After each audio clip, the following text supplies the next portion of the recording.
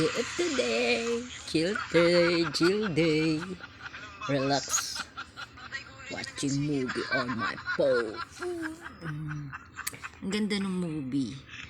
Ano siya? Kay Janeline at saka kay Dennis Trillo at kay Sam Melby. Ang pamagat ay Everything About My Wife. Ganda ng story, nakakatawa. May meaning din. At sa totoong buhay parang Hi, Ma. Ano ba yung asawa mo?